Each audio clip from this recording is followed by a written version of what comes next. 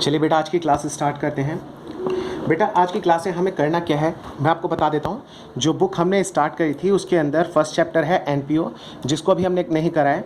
हमने चैप्टर 2 से स्टार्ट करा था जो कि हम कंप्लीट कर चुके हैं। ठीक है, इसके अंदर पास्ट एडजस्टमेंट के अंदर और गारंटी के अंदर एक एक क्वेश्चन हमने कंप्लीट करा है। लेकिन हाँ, P&L एप्रोप्रिएशन के हमने सारे क्वेश्चंस नहीं करे थे, वो धीरे धीरे मैं अभी और क्वेश्चंस डालता रहूँगा। टॉपिक हम सारे डिस्कस कर चुके हैं। ठीक है, P&L एप्रोप्रिएशन के। अब हमें चैप्टर नंबर 3 स्टार्ट करना है, nature and valuation of goodwill. बेटा ये चैप्टर भी इक्वली इंपॉर्टेंट है जितना कि हमारा ये सेकंड चैप्टर था। ठीक है, क्योंकि इन दोनों ही चैप्टर्स का अगले चारों चैप्टर्स के अंदर बहुत ज़्यादा इंपॉर्टेंस है और बहुत ज़्यादा यूज़ है। ठीक है, तो आप इसको जितना स्ट्रांग रहेगा आपका ये बेस, ठीक है, आपको ये चैप्टर्स करने में उतनी ही ज़्यादा आसानी होगी। ठीक है, तो आज अपना एक नया चैप्टर स्टार्ट करते हैं हम, nature and valuation of goodwill. बहुत छोटा चैप्टर है, 3 से 4 दिन के अंदर ये चैप्टर कंप्लीट हो जाएगा और बहुत ईजी चैप्टर है। ठीक है बेटा, चलिए आज हम इसका जो है खाली बेसिक कंडीशंस देखते हैं क्या है कैसे है, और इसके सारे बेसिक्स के बारे में हम पढ़ेंगे। ठीक है,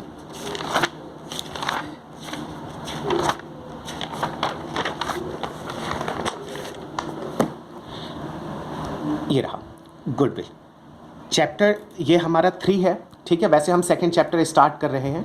चैप्टर का नाम है हमारा क्या, goodwill, nature and valuation, nature and valuation of goodwill. बेटा सबसे पहले हमारे दिमाग में क्वेश्चन आता है कि ये गुडविल होती क्या है।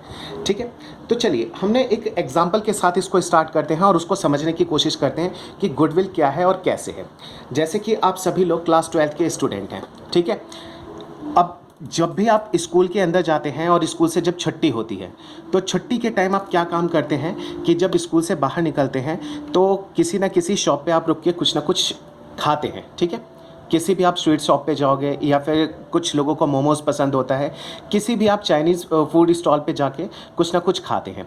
ठीक है, अच्छा कई लोग स्कूल से में नहीं खाते हैं, डायरेक्ट मैं भी बस से चले जाते हो तो शाम को अपने फ्रेंड लोगों के साथ जब ट्यूशन क्लासेस जाते हैं तो उस समय वो जाते होंगे। ठीक है ना, तो इस एग्जाम्पल से हम समझेंगे कि गुडविल क्या है और कैसे और उसकी डेफिनेशन क्या है। तो मैं एक एग्जाम्पल ले लेता हूँ मोमोज़ का। जैसे मान लीजिए कि आपका एक फेवरेट शॉप है जिसके पास आप हमेशा जाते हैं मोमोज़ खाने के लिए। आपने पूरी 11th क्लास और पूरी 12th क्लास आप गए वहाँ पे, आपने खूब मोमोज़ खाए।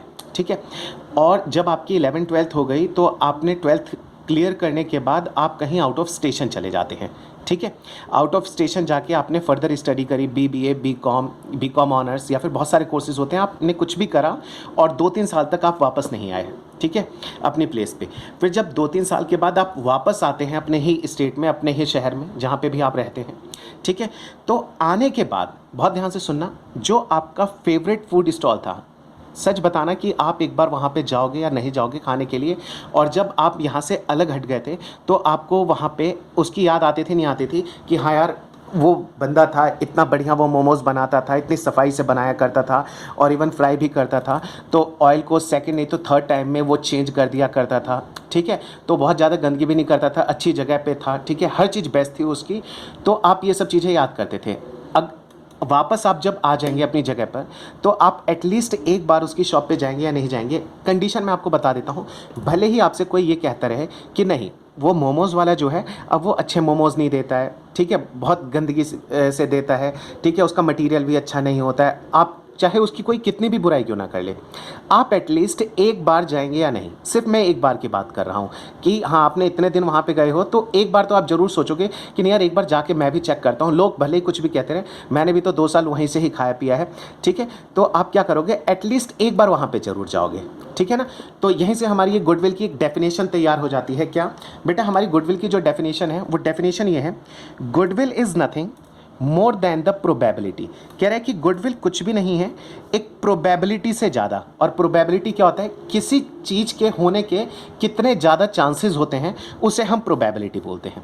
ठीक है ना, तो कह रहा है कि गुडविल कुछ भी नहीं है, ये सिर्फ एक प्रोबेबिलिटी है दैट द ओल्ड कस्टमर कौन, आप पहले वहाँ पे जाया करते थे, मोमोज़ खाते थे, will resort to the old place, और आप फिर से उसी दुकान पे कम से कम एक बार जाना फिर से जाते हो। ठीक है, तो यही गुडविल की डेफिनेशन हमारी बन जाती है। क्या, goodwill is nothing more than the probability that old customer will resort to the old place. ठीक है, तो ये तो हमारी गुडविल की डेफिनेशन हो गई। ठीक है, अच्छा लेकिन गुडविल होती क्या है। ठीक है, गुडविल बेटा ये चीज़ होती है, एक इंटेंजिबल एसेट है ये। ठीक है। इंटेंजिबल एसेट्स क्या है? जिसको हम देख नहीं सकते और जिसको हम टच नहीं कर सकते हैं, सिर्फ एक तरीके से उसको महसूस किया जा सकता है। बेटा गुडविल क्या होता है? वो ड्यूरिंग द लाइफ टाइम, ठीक है, आप जैसा वर्क करेंगे, सामने वाले का जैसा बिहेवियर होगा। एक शॉप है, हम एक एग्जांपल लेते हैं और एग्जांपल के थ्रू ही चीज़ें करेंगे तो हमें बहुत आसानी से समझ में आ जाएगा। एक एग्जांपल लेके चलते हैं कि आपने क्या करा, आपने एक शोरूम ओपन करा, ठीक है। उस शोरूम के अंदर आपने बहुत मेहनत करी और मान लीजिए कि आपने करी थी मेरे साथ पार्टनरशिप। और जब स्टार्टिंग में आपने पार्टनरशिप करी थी तो मैं बहुत ज़्यादा डर रहा था। आपने बिजनेस में लगाए थे 5 लाख रुपए और मैंने सिर्फ लगाया था 1 लाख रुपया। हमने 6 लाख के साथ पार्टनरशिप शुरू करी और हमने ये भी डिसाइड कर लिया था कि जिसने जितना कैपिटल लगाया है उसको उतना शेयर मिलेगा। हम ऑलरेडी डिस्कस कर चुके हैं इस बात को, ठीक है। तो अब जो भी प्रॉफिट होता है, अब उसके हम 6 शेयर बनाते हैं, जिसमें से 5 हिस्सा आपको मिलता है, 1 हिस्सा मुझे मिलता है। बेटा उस समय बिजनेस में बहुत टाइम रिस्क चल रहा था। जब हमने बिजनेस स्टार्ट करा था तो बिजनेस में बड़ा रिस्क था, लेकिन आपने क्या करा, वो रिस्क लिया, आपने काम किया और क्या कहते हैं कि आपने मिलके हमने मेहनत करी, करते करते करते करीब 8-10 साल हो गए। 10 साल के अंदर हमने एक उसकी इमेज बना दी, ठीक है। एक हमने उसे कहते हैं ना, एक रेप्यूटेड स्टोर बना दिया जहाँ पे लोग नाम से आया करते हैं। क्यों? क्योंकि एक तो हमारा मैनेजमेंट जो है बहुत ज़्यादा एफिशिएंट है, हमारे वर्कर्स बहुत अच्छे हैं, बहुत पोलाइट हैं, लोगों के साथ बहुत अच्छे से बिहेव करते हैं, हम जो भी प्रोडक्ट देते हैं उसकी क्वालिटी बहुत अच्छी होती है, बहुत सारे फैक्टर्स हैं। तो हमारा एक नाम क्रिएट हो चुका है, ठीक है ना। तो वो जो नाम क्रिएट हो चुका है और नाम सुन के लोग हमारे पास आ जाते हैं, उसे ही हम गुडविल बोलते हैं। चलिए हम उसके अब इस एग्जाम्पल को ही हम कैरी ऑन करेंगे और उसी के थ्रू समझते हैं सारी चीज़ें। इसमें लिखा है सबसे पहले कैरेक्टरिस्टिक्स और फीचर्स ऑफ गुडविल। इसके कैरेक्टरिस्टिक्स और फीचर्स क्या हैं गुडविल के? अच्छा, फीचर्स और कैरेक्टरिस्टिक्स का मतलब क्या होता है?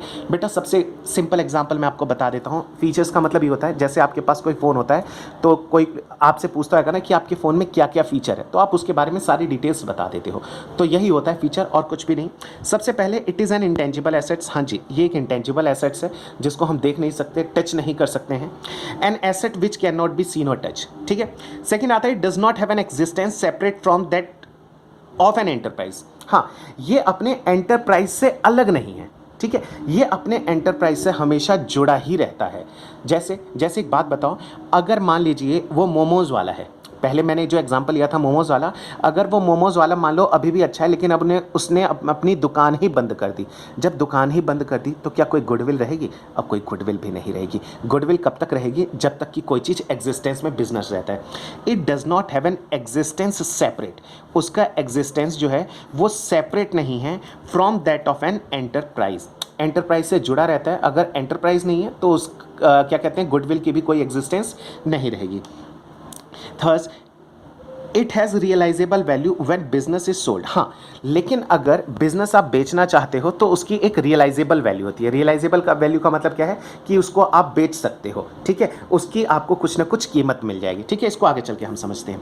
कहता है it helps in earning higher profit. हाँ जी, गुडविल जो होता है हमें हायर प्रॉफिट अर्न करने में हेल्प करता है। क्यों? अगर हमारे गुडविल यानी कि हमारा नाम बहुत अच्छा चल रहा है, क्यों? हमारे पास्ट एफर्ट की वजह से, हमने पहले बहुत मेहनत करी है, हमारी क्वालिटी की वजह से, इन सब कारणों की वजह से, तो लोग हमारे पास आएंगे और हमारा प्रॉफिट, जब हमारी सेल ज़्यादा होगी तो हमारा प्रॉफिट भी बढ़ेगा। It is an attractive force. हाँ बिल्कुल, ये एक अट्रैक्टिव फोर्स है which bring customer to the place of business. हाँ जी, फिर से पहले वाला एग्जाम्पल लेते, मोमोज क्या था? सिर्फ एक अट्रैक्शन है कि नहीं, हमने उसने पहले हमें बहुत अच्छी अच्छी सर्विस दी है, ठीक है। हम जाते थे, हमें हर चीज़ फर्स्ट क्लास मिला करती थी, बैठने के लिए भी बहुत अच्छा वहाँ पे सिस्टम था। तो हम क्या करेंगे कि वापस उसी जगह पे जाएंगे। तो क्या चीज़ है? It is attractive force which brings in customers to the place of business. Next, it comes into existence due to various factors. अच्छा, गुडविल आता कैसे है, कैसे गुडविल बनती है? तो इसके पीछे कई सारे कारण हो सकते हैं, जैसे कि लोकेशन एडवांटेज हो गई, ठीक है, फेवरेबल कॉन्ट्रैक्ट हो गया, ब्रांड हो गया, ट्रेडमार्क हो गया और एक्सेट्रा हो गया। अच्छा, लोकेशन कैसे हो जाएगा? हाँ बेटा, लोकेशन बहुत ज़्यादा मैटर करता है। आप किसी ऐसी जगह पे जाके अपना कोई बिजनेस स्टार्ट कर लीजिए जहाँ पे कि उसका आसपास कोई मतलब ही नहीं बनता है। जैसे कि मैं आपको एक छोटा सा एग्जांपल देता हूँ। जैसे कई सारे एजुकेशन हब होते हैं। एजुकेशन हब का मतलब वो पूरी सोसाइटी में खाली आपको बड़े बड़े कॉलेजेस मिलेंगे और कुछ भी नहीं मिलेगा, ठीक है ना। वहाँ पे कॉलेजेस मिलेंगे, बच्चों के हॉस्टल्स मिलेंगे और कुछ भी नहीं। अगर वहाँ पे आप जाके एक गाड़ी का शोरूम खोल दो तो आपकी गाड़ी वहाँ पे नहीं बिकेगी। क्यों? क्योंकि वहाँ पे बच्चे ट्यूशन्स पढ़ने के लिए जाते हैं, अपनी कॉलेजेस करने के लिए जाते हैं, अगर वहाँ पे आप बड़ी महंगी गाड़ियों के शोरूम खोलोगे तो वहाँ पे बच्चे आपकी गाड़ी नहीं खरीदने वाले हैं, ठीक है। तो इन सब चीज़ों पे बड़ा इफेक्ट पड़ता है, ठीक है। अच्छा, मान लीजिए कि उस बड़े ही क्या कहते हैं कि जहाँ पे इतने सारे स्टूडेंट्स हैं, आप वहाँ पे जाके आईफोन का एक बहुत बढ़िया वाला शोरूम खोलो, तो वहाँ पे भी आईफोन सेल होंगे, मैं ये नहीं कहता नहीं होंगे, लेकिन उतने नहीं होंगे जितना कि आप जैसे दिल्ली के सीपी में जाइए, आप वहाँ पे आईफोन का शोरूम खोलिए, देखिए वहाँ पे सारे बिजनेसमैन आते हैं, ठीक है ना, सारे बिजनेसमैन आते हैं और उनको सबको लग्जरी आइटम चाहिए होता है, ठीक है, स्टेटस सिंबल बन जाता है, तो वहाँ पे आपकी सेल ज़्यादा होगी। तो लोकेशन बहुत ज़्यादा फैक्टर है, बहुत बड़ा फैक्टर है इसका। फेवरेबल कॉन्टैक्ट होते हैं, फेवरेबल कॉन्टैक्ट का मतलब एक बार जब हम किसी के कॉन्टैक्ट में आ जाते हैं तो उसके साथ हमारी अक्सर क्या कहते हैं कि अगर एक बार हमने उसको अच्छे से ट्रीट कर लिया तो वो हमसे आके अक्सर, जैसे मान लीजिए कि मैं एक फर्नीचर का शोरूम है मेरा और एक छोटा मोटा डीलर मेरे पास आता है, और क्या हुआ कि मैंने उसको चीज़ें अच्छे तरीके से सप्लाई करी, उसे अच्छे मैंने मतलब डिस्काउंट दिए, तो क्या हुआ कि वो अब हमेशा मेरे से ही चीज़ें खरीदता है, तो एक मेरे को फेवरेबल कॉन्टैक्ट मिल गया जिससे कि अब मेरा बिजनेस आगे बढ़ता रहेगा, एक मेरी फिक्स चीज़ें हो जाएंगी। तो ये सब चीज़ क्या होते हैं, ये हमारे कैरेक्टरिस्टिक्स और फीचर्स हैं गुडविल के। आगे पढ़ते हैं, need for valuation of goodwill. अच्छा, हमें ज़रूरत क्यों है, हम इसकी कीमत निकालते क्यों है गुडविल की, ठीक है। Need for valuation of goodwill, क्या ज़रूरत है कि हम गुडविल की वैल्यूएशन करें, उसकी कीमत निकालें, ठीक है। बहुत अच्छा पॉइंट है ये, इसे समझने की कोशिश करते हैं। बेटा देखो, गुडविल की वैल्यूएशन की ज़रूरत हमें 2 टाइम पे पड़ती है, ठीक है। कौन से वो 2 टाइम होते हैं, जैसे मैंने कहा था, मान लीजिए कि आप और मैं, हम दोनों ने मिलकर बिजनेस स्टार्ट करा था जिसमें आपने 5 लाख रुपए लगाए थे और मैंने 1 लाख रुपए, ठीक है। अगर मान लीजिए, अगर अब वो बिज़नेस हम बेचना चाहते हैं, मान लीजिए कि मैंने कहा था 10 साल तक हमने बहुत अच्छा वर्क करा, ठीक है, और अपने बिज़नेस को बहुत आगे तक लेकर आ गए हैं, ठीक है। अब 10 साल के बाद अगर कोई आके हमसे कहेगा, मान लीजिए कि टोटल इन्वेस्टमेंट, हमारे पास जो टोटल एसेट्स, टोटल इन्वेस्टमेंट्स है, मैं मान के चल लेता हूँ 3 करोड़ रुपए की है, 3 CR है, ठीक है। अगर कोई हमसे आके कहेगा कि हमसे आप 3 करोड़ रुपए ले लो और ये सारा बिज़नेस हमें दे दो, तो क्या हम कभी उस बिज़नेस को देंगे? नहीं। क्यों? क्योंकि पिछले 10 साल में जो हमने मेहनत करा है, वो बहुत, हमने ज़्यादा मेहनत करके इस लेवल तक लेकर आ गए हैं कि जितना वो पैसा देंगे उतना तो हम टर्नओवर 1 साल के अंदर निकाल देते हैं, ठीक है। तो वो बेचने से फ़ायदा क्या, इतनी बात समझ में आई। तो हम क्या करेंगे, उससे इतना ज़्यादा हाई अमाउंट, जब तक कि वो बहुत ज़्यादा हाई अमाउंट हमें नहीं देगा, हम तब तक अपने बिजनेस को सेल नहीं करेंगे। अच्छा, कई बच्चों के माइंड में ये क्वेश्चन आएगा कि सर हम उसे बेचेंगे क्यों ज़्यादा अमाउंट पे भी? नहीं बेटा, कई बार बहुत ज़्यादा कोई जब अमाउंट हमें दे देता है तो हमें लगता है कि ठीक है, हम इस बिज़नेस को सेल करके आगे बढ़ सकते हैं। आपने बहुत सारे ऐसे नाम भी सुने होंगे, जैसे व्हाट्सएप वगैरह होते हैं, ये सब चीज़ें भी क्या हो जाती हैं, सेल हो जाती है। क्यों? जब उनको सामने वाला बहुत ज़्यादा प्रॉफिट दे देता है तो वो क्या कर देते हैं, स्किप कर देते हैं, कहते हैं ठीक है अब इसको आप कंटिन्यू कर लो, ठीक उसी तरीके से। अच्छा, और कब जरूरत पड़ती है, खाली बिजनेस सेल के टाइम पे? नहीं बेटा, जैसे मान लीजिए कि आप और मैं पार्टनर थे, हम चाहते हैं कि हम चाहते क्या है, मान लीजिए कोई और हमारे साथ आके ऐड होना चाहता है, हमारा पार्टनर बनना चाहता है, ठीक है। या फिर मान लीजिए कि मुझे ऐसा लग रहा है कि नहीं यार, अब मुझे तो प्रॉफिट बहुत कम मिल रहा है, 6 हिस्से बनते हैं, 5 हिस्से आप लेके जाते हो, 1 मुझे मिलता है, अब हमें बराबर बराबर प्रॉफिट मिलना चाहिए। देखिए, मैंने 2 एग्जांपल बता दिए, क्या, पहला एडमिशन, दूसरा कि हमारा जो प्रॉफिट शेयरिंग रेशियो है उसके अंदर थोड़ा चेंजेस हो, दोनों को बराबर मिले। तीसरा क्या हो सकता है, रिटायरमेंट और डेथ। मान लीजिए 3 या 4 पार्टनर्स हैं हम, उसमें से कोई एक पार्टनर रिटायर हो रहा है या फिर किसी की डेथ हो जाती है तब, ठीक है। अच्छा, और कब होता है, when the partnership firm is sold as on going concern. हाँ, मैं इसको ऑलरेडी सबसे पहले डिस्कस कर चुका हूँ कि अगर हम उसे बेचते हैं तब। अच्छा, व्हेन 2 और मोर फर्म्स एमलगमेट, एमलगमेट का मतलब होता है मिल जाना, है ना। जब 2 या फिर 2 से ज़्यादा फर्म आपस में जुड़ जाते हैं और साथ में मिल के काम करने को ठानते हैं, ठीक है, तो भी उनकी गुडविल की वैल्यूएशन की जाती है, और जिसकी गुडविल ज़्यादा होती है, ठीक है, तो उसको पैसा देना पड़ता है जो दूसरी फर्म है वो देती है। इतनी बात समझ में आई, ठीक है। अच्छा सर, लेकिन एक चीज़ समझ में नहीं आई, आपने बताया कि चलो ये तो चीज़ समझ में आ गया कि गोइंग कंसर्न है, हमने एफर्ट लगाया था, ये एडमिशन में ये एडमिशन हो गया, रिटायरमेंट डेथ हो गया, और change in profit sharing ratio. बेटा एक बात बताओ, जब आपने और मैंने मिलकर बहुत एफर्ट लगाया और अपने बिजनेस को यहाँ तक लेकर आ गए, ठीक है, तो एक बात सुनिए, जब स्टार्टिंग में हमने बिज़नेस स्टार्ट करा था तो आपने रिस्क उठाया था, मैंने भी कम रिस्क उठाया था, आपने 5 लाख रुपए लगाए थे और मैंने सिर्फ 1 लाख रुपए लगाए थे, मैंने एग्जांपल लिया था। अब एक बात बताइए, अगर मैं कहूँगा कि अब मुझे भी आधा प्रॉफिट चाहिए तो आप क्या तुरंत इस बात के लिए तैयार हो जाओगे? नहीं बेटा, आप कभी तैयार नहीं होगे। आपको क्या लगेगा कि सारा रिस्क मैंने लाइफ टाइम उठाया और अब आधा आधा प्रॉफिट करेंगे, तो वो गलत है। तो आप तैयार होगे भी तो आप मेरे से क्या कहोगे कि ये आधा प्रॉफिट लेने के लिए ये आधा हिस्सा आपको पहले खरीदना पड़ेगा, ठीक है। तो वो जो शेयर मैं आपसे खरीदूंगा ना, ताकि फ्यूचर में अब हमेशा मेरे को हाफ प्रॉफिट मिले, तो वो जो शेयर है उस शेयर को ही हम क्या बोलते हैं, गुडविल के नाम से जानते हैं। ठीक उसी तरीके से एडमिशन में हो जाएगा। जब कोई नया पार्टनर आके एडमिट होएगा तो हम उसे फ्री में एडमिट नहीं करेंगे, हम उसे क्या करेंगे कि भाई आपको कुछ गुडविल का पैसा लेकर आना पड़ेगा। और वो पैसा जो लेकर आएगा वो क्यों हमें दे रहा है बेटा, वो हमें ये पैसा इसलिए दे रहा है सो दैट कि उसके आने की वजह से रातों रात हमारा प्रॉफिट तो नहीं बढ़ेगा, लेकिन हाँ आपका और मेरा जो प्रॉफिट पहले हमें मिल रहा था वो ज़रूर रिड्यूस हो जाएगा। क्यों? क्योंकि अब तीसरे पार्टनर को भी हमें हिस्सा देना पड़ेगा। तो क्या वो तीसरे पार्टनर को हिस्सा हम फ्री में दे देंगे? नहीं, वो तीसरे पार्टनर को हिस्सा हम कभी भी फ्री में नहीं देंगे। हम पार्टनर से क्या कहेंगे कि ये हिस्सा आपको खरीदना पड़ेगा, तब जाके मैं क्या करूँगा, आपको इतना प्रॉफिट में देने के लिए तैयार हूँ। यानी कि एडमिशन में जब कोई नया पार्टनर आता है तो उसे कुछ गुडविल के पैसे देने पड़ते हैं। आगे चल के इसकी अकाउंटिंग हमें पढ़नी है, अभी तो हम सिर्फ इसकी वैल्यूएशन पढ़ेंगे, इसकी ट्रीटमेंट कैसे की जाती है वो आगे के चैप्टर में हमें पढ़ना है। यानी कि इसमें प्रॉफिट शेयरिंग रेशियो में पढ़ेंगे, एडमिशन में, रिटायरमेंट, डेथ में पढ़ेंगे। इस चैप्टर में तो खाली हमें उसकी वैल्यूएशन के बारे में पढ़ना है। चलिए इतनी चीज़ हमारी हो गई, आगे बढ़ते हैं। Factors affecting the value of goodwill. ऐसे कौन से फैक्टर्स हैं, फैक्टर्स का मतलब ऐसे कौन से रीजंस हैं जिसकी वजह से इफेक्ट पड़ता है गुडविल की कीमत के ऊपर। ठीक है, तो इसमें है goodwill is affected by all the factors. Goodwill उन सभी फैक्टर्स से अप एंड डाउन हो जाता है जिसकी वजह से प्रॉफिट में हमारी अर्निंग कैपेसिटी जो है वो बढ़ती है। हमारी प्रॉफिट या फिर अर्निंग कैपेसिटी अगर बढ़ रहा है, उन सभी को हम क्या बोलते हैं, factors affecting the value of goodwill बोलते हैं। ठीक है, जैसे कि एफिशिएंट मैनेजमेंट। अगर हमारा मैनेजमेंट बहुत ज़्यादा एफिशिएंट है, बहुत प्रॉपर्ली वर्क कर रहा है, तो इसका हमें अल्टीमेट बेनिफिट मिलता है। फेवरेबल लोकेशन, हमारा जो लोकेशन है, हमने जहाँ पे शोरूम अपना खोला हुआ है वो हमारे लिए फेवरेबल है, यानी कि ऐसी जगह पे है जहाँ पे उसकी सेल अच्छी होती है। ऐसा नहीं कि हमने किसी अनफेवरेबल लोकेशन पे अपना शोरूम वगैरह खोल लिया है जहाँ पे हमें कस्टमर्स को सर्च करना पड़ता है और वहाँ पे दूर दूर कोई कस्टमर ही नहीं है।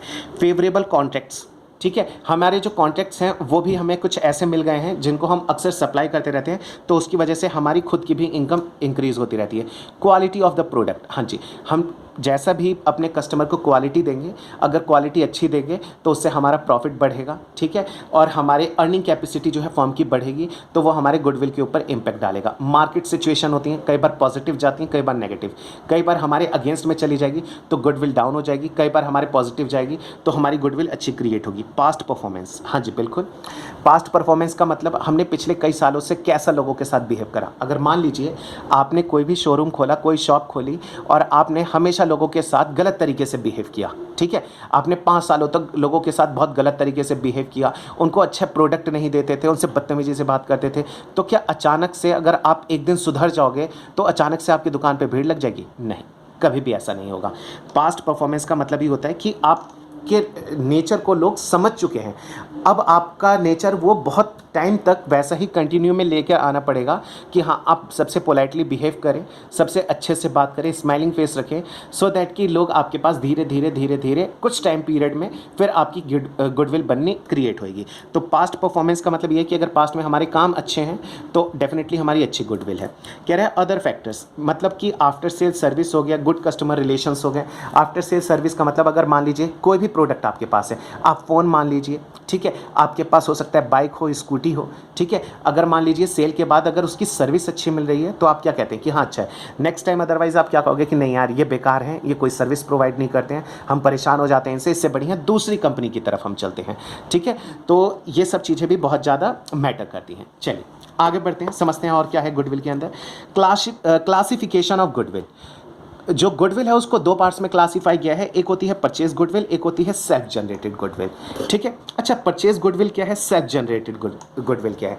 बेटा परचेज गुडविल तो ये होती है जिसको हम मार्केट से परचेज करते हैं। जैसे मैंने अभी आपसे पीछे एक एग्जांपल लिया था, है ना, क्या कि जैसे आपने और मैंने मिलकर बिज़नेस स्टार्ट करा, बहुत ध्यान से समझना, और बेटा 10 साल तक हमने बिज़नेस करते करते जहाँ पे पहुँच गए हैं, अब जिस लेवल पे हम पहुँच गए हैं, वो जो हमारी गुडविल है बेटा, उसे हम बोलते हैं सेल्फ जनरेटेड गुडविल। क्यों? क्योंकि वो हमने खुद ने क्रिएट करी है, हम किसी के पास नहीं गए थे किसी का बिज़नेस खरीदने के लिए।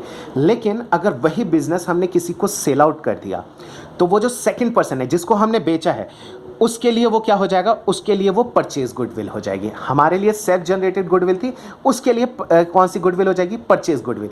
अच्छा बेटा, जो गुडविल हमने क्रिएट करी थी क्या वो कभी हमारी किताबों में नजर आती है? नहीं बेटा, सेल्फ जनरेटेड गुडविल उसकी हम अभी नॉर्मली कोई कीमत नहीं लगाते हैं, और उसे मना भी किया गया है अकाउंटिंग स्टैंडर्ड के थ्रू कि उसको कभी भी किताबों में नहीं लिखा जाता है। ठीक है, किताबों का मतलब क्या है, हमारे अकाउंट्स के अंदर उसकी नोटिंग हम नहीं करते हैं। हाँ, परचेज गुडविल की जाती है। कैसे की जाती है, उसके लिए भी एक प्रोसेस है बेटा। परचेज गुडविल की जो हम अकाउंट्स में नोट करते हैं वो तभी नोट करते हैं जब उसके लिए हमने कुछ पैसा पहले पे किया हो। अगर हमने कुछ पे नहीं करा तो हम उसको नोट भी नहीं करेंगे। सेकेंड थिंग, अगर आपने परचेज गुडविल को किताबों में लिखा है तो ये भी हमारी जिम्मेदारी होती है कि उसको जल्दी से जल्दी आप फिनिश करो, उसको जल्दी से जल्दी आप राइट ऑफ करो। ठीक है, चलिए अब समझने की कोशिश करते हैं, बहुत तेजी से समझ में आ जाएगा। Goodwill which is acquired by a firm for consideration. Acquire का मतलब परचेज करना, कंसिडरेशन का मतलब बदले में कुछ पैसे का लेन देन करना, है ना। यानी कि किसी ने हमारा बिजनेस खरीदा था, ठीक है ना, यानी कि परचेज उसने करा था और बदले में हमें उसने पैसे दिए थे। वेदर पेड इन कैश और इन काइंड, भले वो अब हमें कैश में पैसा दे और काइंड में। अच्छा सर, कैसे निकलती हैं ये सब चीज़ें? बेटा अगर मान लीजिए कि मेरे पास जो टोटल एसेट्स थे, नेट एसेट्स की मैं बात कर रहा हूँ। नेट एसेट्स का मतलब होता है टोटल एसेट्स में से मैंने अगर लायबिलिटी अपनी सारी माइनस कर दी, और उसके बाद जो मेरी प्रॉपर्टी की कीमत थी वो थी 3 करोड़ रुपए, और मैं सामने वाले से ले लूँ कितने, 4 करोड़ रुपए।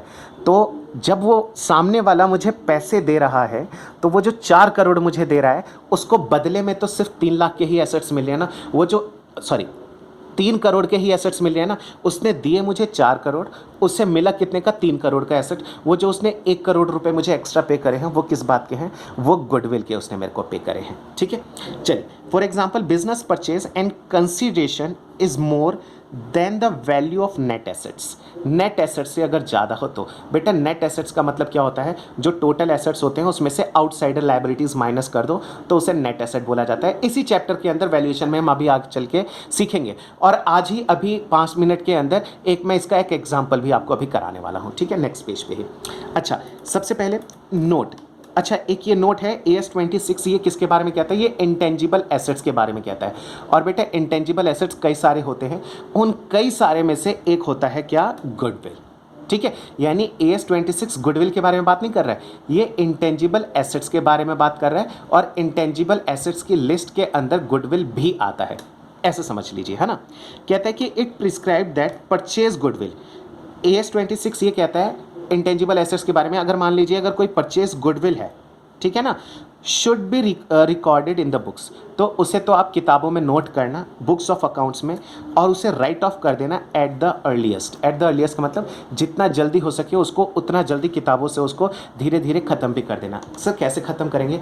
बेटा अगर मैंने किसी को एक्स्ट्रा पेमेंट करी है, ठीक है, अगर मैंने किसी को एक्स्ट्रा पेमेंट करी है तो वो जो मैंने एक्स्ट्रा पेमेंट करी है एक तरीके से वो मेरे लिए लॉस का भी तो पार्ट बन रहा है ना। हाँ, गुडविल है, मेरे को अच्छा बिजनेस मिल गया है, लेकिन अब वो बिजनेस एक्चुअली में क्या है, वो गुडविल को मैं लाइफ टाइम तक शो नहीं कर सकता, उसे मुझे धीरे धीरे जब मेरे को प्रॉफिट होगा तो उसे मुझे राइट ऑफ करना होगा। ठीक है, चलिए आगे समझते हैं। आगे हमें दे रखा है features of purchased goodwill. Features क्या है हमारे परचेज गुडविल के? ठीक है, कह रहे हैं कि परचेज गुडविल अराइजेस, यानी कि परचेज का मतलब क्या हो गया कि अगर हमने पैसे देकर अगर खरीदे हैं तो इसके क्या क्या फीचर्स हैं। Purchase goodwill arises on the purchase of a business. हाँ, बिजनेस परचेज करेंगे तभी ये अराइज होता है। Consideration is paid for it, obviously उसके लिए कुछ पैसा पे करना पड़ता है। ठीक है, it is recorded in the books of accounts. हाँ, हमने पीछे ही पढ़ा था कि परचेज गुडविल को हम बुक्स ऑफ अकाउंट्स में नोट करते हैं, लेकिन उसे धीरे धीरे हमें खत्म करना होता है। अच्छा, गुडविल हमारा एसेट का पार्ट होता है, shown in the balance sheet as an asset. आगे कहता है value of the goodwill is subjective assessment but ascertain when the both purchaser and seller agree to its valuation. अच्छा, ये कह रहे हैं कि जो गुडविल की वैल्यूएशन है वो सब्जेक्टिव असेसमेंट है, ठीक है, लेकिन हाँ उसको एसरटेन किया जा सकता है जब परचेजर और सेलर दोनों अगर उसकी वैल्यूएशन के ऊपर एग्री हो जाए तो। ठीक है, इट इज़ एमोर्टाइज्ड। एमोर्टाइज का मतलब क्या होता है बेटा, जैसे हम टेंजिबल एसेट्स के ऊपर डेप्रीशिएशन लगाते हैं वैसे ही इंटेंजिबल एसेट्स यानी कि गुडविल को हम एमोर्टाइज करते हैं। एमोर्टाइजेशन क्या है, एक तरीके से बोल सकते हो आप, मैं ये नहीं कह रहा कि वही चीज़ है, एक तरीके का ये डेप्रीशिएशन है, ये इंटेंजिबल एसेट है तो इसको एमोर्टाइज करते हैं, और जो टेंजिबल एसेट्स होते हैं फिक्स टेंजिबल एसेट्स उसको हम डेप्रिशिएट करते हैं, नाम अलग अलग हैं, ठीक है ना। It is amortised at the earliest but not later than its useful life. इसे जितना जल्दी हो सके उतना जल्दी हमें क्या करना होता है, फिनिश करना होता है, लेकिन हाँ उसकी जितनी भी यूज़फुल लाइफ है उसके अंदर अंदर। अच्छा सर, यूज़फुल लाइफ का मतलब क्या हो गया? बेटा यूज़फुल लाइफ का मतलब ये होता है कि अगर किसी ने अच्छा काम करके अपना बिजनेस हमें सेल कर दिया तो उसके अच्छे काम करने की वजह से हम कुछ दिन तक प्रॉफिट कमा सकते हैं, अनलिमिटेड टाइम पीरियड तक प्रॉफिट बिल्कुल भी नहीं कमा सकते। ये फैक्ट है। सर क्यों? हमने तो ख़रीदा इसलिए था ताकि हमें प्रॉफिट हो। बेटा अगर उसने अच्छा काम किया था तो उसके अच्छे काम जो है उसको हमें आगे कैरी ऑन करना पड़ेगा, हमें भी अच्छा बने रहना पड़ेगा। अदरवाइज़ अगर हम बिल्कुल हाथ पैर पसार के एकदम खड़े हो जाएंगे और अपना नॉर्मल बिजनेस करते रहेंगे, एफर्ट नहीं लगाएंगे, तो वो गुडविल धीरे धीरे धीरे धीरे क्या हो जाएगी, फिनिश हो जाएगी, ठीक है ना। तो उसकी भी एक लाइफ टाइम होती है। तो कह रहे हैं it is amortised at the earliest but not later than its useful life, useful life से पहले। चलिए अब एक एग्जांपल समझते हैं हम, ठीक है। अभी मैंने पीछे एक एग्जांपल दिया था ना, ठीक है। तो उसको हम समझते हैं। मैसर्स राम ब्रदर्स, मान लीजिए एक राम ब्रदर्स है, उसने परचेस करा है, एक्वायर परचेस दोनों सेम मीनिंग होता है। The business of messrs Mohan brother, Ram ने मोहन के बिजनेस को खरीदा है फॉर अ नेट कंसिडरेशन। अच्छा वो कह रहा है कि उसके लिए वो नेट कंसिडरेशन यानी पेमेंट कितनी कर रहा है, वो कह रहा है ऑफ रुपीज़ 9 लाख, 9 लाख रुपए की वो पेमेंट कर रहा है, पेबल बाय चेक, और चेक के थ्रू वो पेमेंट करेगा। मान लीजिए कि मैं और आप पार्टनर हैं और हमारी राम ब्रदर्स नाम की एक कंपनी है। आप और मैं पार्टनर है और हमारी कंपनी क्या है, राम ब्रदर्स, और एक पर्सन है, हम उसका मैसर्स मोहन ब्रदर्स उसका बिजनेस खरीदने जा रहे हैं। जब उसके बिजनेस हम ले रहे हैं तो assets acquired on liability taken over are, जो हम उसके एसेट्स और लायबिलिटीज़ ले रहे हैं उसकी कीमत हमें कुछ इस तरीके से गिवन है। फर्नीचर 60,000 की है, बिल्डिंग 3 लाख का है, investment 15 lakh, furniture 12 lakh, debtors 3 lakh, creditor 10 lakh के हैं, सैलरी पेबल है कितने की, 6 लाख की है, outstanding expenses 3 lakh, bank loan दे रखा है 8 लाख रुपए का। कह रहे pass the necessary journal entries, ठीक है। अच्छा एक बात बताइए, जितने भी एसेट्स हमारे पास, आप और मैं कौन है, राम ब्रदर्स हैं, है ना, मैसर्स राम ब्रदर्स, तो हमारे पास जितने भी एसेट्स आएंगे इन सबको हम क्या कर देंगे, डेबिट कर देंगे। अच्छा देखिए कितना कितना दे रखा है, 60 3 15 12 3, 60 3 15 12 3 मैंने लिख दिया। फर्नीचर बिल्डिंग इन्वेंट्री, ठीक है ना, स्टॉक मैंने लिख रखा था, फर्नीचर और डेटर्स, मैंने इन सबको तो कर दिया क्या, डेबिट। अच्छा बदले में कुछ लायबिलिटीज़ भी आ रही हैं, हाँ जी, क्रेडिटर आ रही है, सैलरी पेबल है, आउटस्टैंडिंग एक्सपेंसेस, बैंक लोन। देखो creditors, salary payable, outstanding expenses और बैंक लोन कितना कितना है, 10 6 3 8, 10 6 3 8। इतनी बात समझ में आ गई। सेकंड, मैं उसको पेमेंट कितनी कर रहा हूँ इन सब चीज़ों के लिए, मैं उसको 9 लाख रुपए की पेमेंट कर रहा हूँ। ये आ गया 9 लाख रुपए की पेमेंट, किसको, राम ब्रदर्स को पेमेंट करनी है, तो राम ब्रदर को मैंने अपना क्रेडिटर बना लिया। क्रेडिटर कौन होता है, जिसे हमें पैसे देने होते हैं। चलिए अब इसको आगे अब कंटिन्यू करते हैं। अब बेटा एक चीज़ हम कैलकुलेट करते हैं कि एक बात देखना, मेरे पास टोटल एसेट्स कितने के आ रहे हैं, 3 और 12 15, 15 और 15 30, 30 और 3 33, 33,60,000, इसका टोटल आ गया कितना, 33,60,000। आई होप कि आपको ये बात समझ में आ गई होगी। अच्छा एक बात बताइए कि मेरे पास एसेट्स आ रहे हैं 33,60,000 के, और क्या कहते हैं कि मेरे पास जो लायबिलिटीज़ है, अगर मैं इस 9 लाख को छुपा लूँ तो कितने की आ रही हैं, 10 और 6 16, 16 3 19, 19 और 8 27, ठीक है। तो एक चीज़ चेक करते हैं हम, 33,60,000 में से 27 लाख गए, ठीक है, बचे कितने, 6,60,000। मेरे को 6,60,000 के नेट एसेट्स आ रहे हैं, जिसके लिए मैं 9 लाख रुपए की पेमेंट कर रहा हूँ, यानी कि 2,40,000 रुपए मैं एक्स्ट्रा पे कर रहा हूँ। तो बेटा ये जो मैं एक्स्ट्रा पे कर रहा हूँ वो मैं किस बात के पे कर रहा हूँ, मैं गुडविल के पे कर रहा हूँ, और गुडविल मेरी यहाँ पे डेबिट हो जाएगी, क्या, गुडविल अकाउंट डेबिट, कितना, 2,40,000 रुपये। आप दूसरा तरीका ऐसे निकाल सकते हो, इन सब का टोटल करो, मैंने बस समझाने के लिए उस तरीके से लिख दिया था, इन सब का टोटल और इन सब का टोटल। अब ये देखो डिफरेंस कितना आएगा, हमारी लायबिलिटी ज़्यादा है और एसेट्स कम है ना, लायबिलिटी ज़्यादा है एसेट्स कम है ना, यानी कि हमें ज़्यादा पैसे जो पे करने पड़ रहे हैं, जो लायबिलिटी हमारे ऊपर आ रही है वो किस बात की आ रही है, वो गुडविल के लिए आ रही है, क्योंकि हम सामने वाले के गुडविल जो है उसकी पेमेंट हमें ये करनी पड़ रही है। आई होप कि आपको ये बातें समझ में आ गई होंगी। चलिए अब आगे करते हैं, क्या लिखा है, being the business of Messrs brothers Mohan brothers purchase for a consideration of 9 lakh, ठीक है, और 2,40,000 रुपये बीइंग टूवर्ड्स द गुडविल, ठीक है। अच्छा लास्ट आता है क्या, अच्छा, अभी हमने मोहन ब्रदर्स को अपना क्रेडिटर बनाया था, अब इस क्रेडिटर की हमें पेमेंट करनी पड़ेगी, तो इसको हम क्या करेंगे, debit, Messrs Mohan brothers account debit, और हमने लिखा था कि चेक के थ्रू हम इसकी पेमेंट कर रहे हैं, ये रहा चेक, है ना। तो हम क्या लिख देंगे, टू बैंक अकाउंट 9 लाख, ठीक है, being cheque issue in favour of messrs Mohan brothers, ठीक है। तो ये एक हमने एग्जांपल समझ लिया कि परचेज गुडविल को कैसे उसकी जर्नल एंट्री पास की जाती है, कैसे की जाती है, मैं आपको फिर से एक बार बता देता हूँ ताकि कन्फ्यूज़न ना रहे। बेटा आप चेक करो कि आपके पास जो टोटल एसेट्स आ रहे हैं, वो टोटल एसेट्स आ रहे हैं कितने के, 33,60,000 के लिए टोटल एसेट्स आ रहे हैं 33,60,000, और जो टोटल लाइबिलिटीज़ हैं, मैं सिर्फ लाइबिलिटीज़ की बात कर रहा हूँ, वो कितने की आ रही हैं, 10 और 6 16, 16 और 3 19, 19 और 8 27। एक बात बताइए, आपके पास जो एसेट्स आ रहे हैं, मैं यहाँ पे आपको समझा देता हूँ, वो आ रहे हैं 33,60,000 के, और जो आपके पास लाइबिलिटीज़ आ रही है वो आ रही हैं 27 लाख के। आपके पास जो नेट एसेट्स आ रहे हैं वो कितने का आ रहा है, तो आप जब 33,60,000 में से कितना 27 लाख माइनस करोगे तो 6,60,000 के नेट एसेट्स आपके पास आ रहे हैं। लेकिन इसके लिए आपको पेमेंट कितनी करनी पड़ रही है, इसके लिए आपको पेमेंट करनी पड़ रही है 9 लाख रुपए की, या 660 के लिए आपको 9 की पेमेंट करनी पड़ रही है, यानी ज़्यादा पेमेंट करनी पड़ रही है। कितनी ज़्यादा, तो इसमें से अगर मैं माइनस कर दूं डायरेक्ट तो ये निकल के आ जाएगा 240। ये 240 जो आप एक्स्ट्रा पेमेंट कर रहे हो ये आप गुडविल के पे कर रहे हो, और ये मैंने लिख दिया, ये रहा गुडविल, ठीक है। दूसरा तरीका मैंने आपको क्या बताया था, आप चेक करो टोटल लाइबिलिटीज़, यानी कि इसके अंदर अब 9 लाख को भी जोड़ लो आप, ये टोटल आप ऐड करो, ये कितना आ रहा है, और ये टोटल एसेट्स को ऐड करो। देखो आपकी लाइबिलिटी ज़्यादा है, एसेट्स कम है, ठीक है ना। लाइबिलिटी ज़्यादा क्यों है, वो गुडविल की पेमेंट की वजह से, ठीक है। चलिए अब आज की क्लास का एक लास्ट टॉपिक करते हैं, सेल्फ जनरेटेड गुडविल। कुछ भी नहीं है इसके अंदर खास, बस 1 मिनट में ये खत्म हो गया। Self generated goodwill is that goodwill which is not purchased for consideration. हाँ, self generated goodwill is that goodwill which is not purchased for a consideration, जो कि कंसिडरेशन से, हाँ बिल्कुल, हम ऑलरेडी डिस्कस कर चुके हैं। सेल्फ जनरेटेड क्या होता है, जो कि हम खुद से क्रिएट करते हैं, ठीक है। ये बाहर हमने किसी मार्केट से जाके खरीदा नहीं है कि हाँ आप अपना बिजनेस हमें दे दो या फिर कुछ ऐसे करके, कहता है बट इज़ अर्न, लेकिन ये अर्न की गई है एफर्ट ऑफ द मैनेजमेंट का एफर्ट है, और पार्टनर्स का इंटरनली जनरेटेड है।